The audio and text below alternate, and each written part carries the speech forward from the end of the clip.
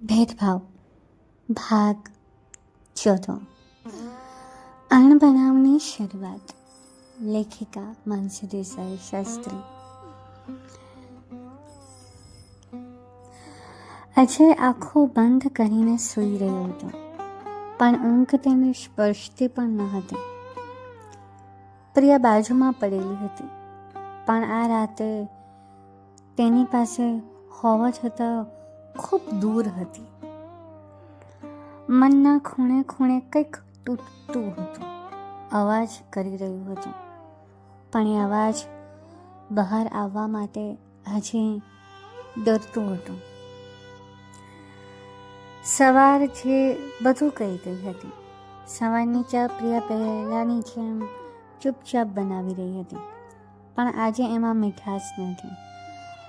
અજયે નોંધ્યું, પણ બોલ્યો નહીં. એ જ સમયે સસરા પેપર હાથમાં લઈને બોલ્યા, આજે મનીષ આવશે, ઘર બાબતે થોડું ચર્ચા કરવી છે. પ્રિયા થંભી ગઈ. ઘર બાબતે? એ શબ્દોએ તેના પેટમાં શીતળ લહેર ઉડાવી હતી.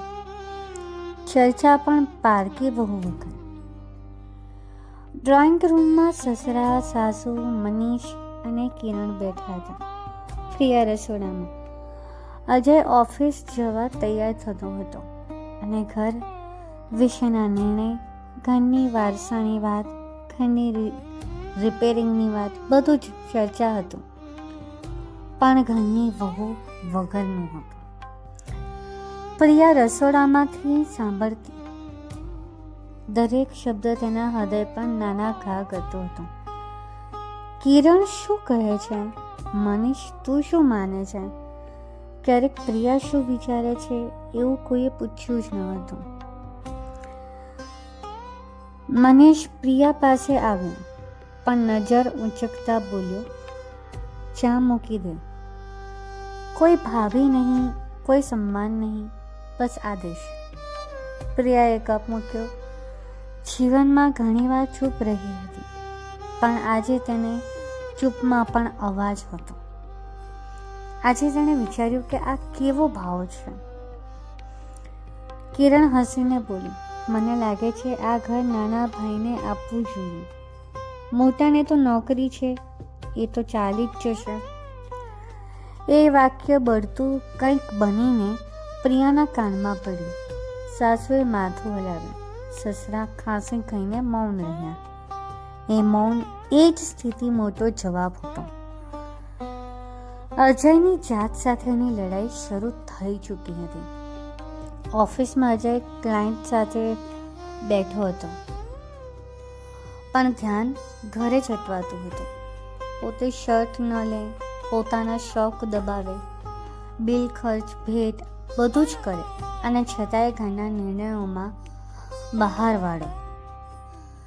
તે મૌન એડજસ્ટ કરીને, જાણે ચૂપ એની અનુકૂળતાથી ચાલતું હોય એવું સહન કરીને અંદરથી કંઈક ઠેકાઈ ગયું હોય એવું ફીલ કરી રહ્યો હતો. સાંજે પ્રિયા બોલી, આજે ઘરની ચર્ચા ચાલી, પણ મને કોઈએ પૂછ્યું નહીં. અજય થાક સાથે બોલ્યો, તો સમજી જાને, એ લોકો એવા જ છે. પ્રિયાની આંખો રેડ થઈ ચૂકી હતી. ધીમે પણ સ્પષ્ટ શબ્દોમાં બોલી, હું કેટલી સમજું અજય? દરેક વખતે હું જ કેમ સમજું? એ પહેલી વાર હતું જ્યારે પ્રિયાએ ચૂપ રહેવાનું ટાળ્યું અને બોલવાનું શરૂ કર્યું.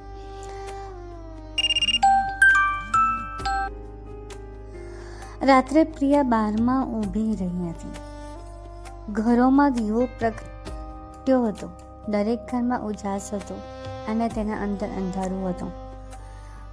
એને લાગ્યું ઘર એટલે દિવાલો નહીં, ઘર એટલે કે માન હોય, સન્માન હોય, પ્રેમ હોય, અને આ ઘરમાં માન હવે ખૂટતું જઈ રહ્યું છે. આજથી અણબનાવ શરૂ થયો હતો, શબ્દોમાં નહીં પણ અવગણનામાં. તમને આ વાર્તા કેવી લાગી? ચોક્કસથી જણાવજો.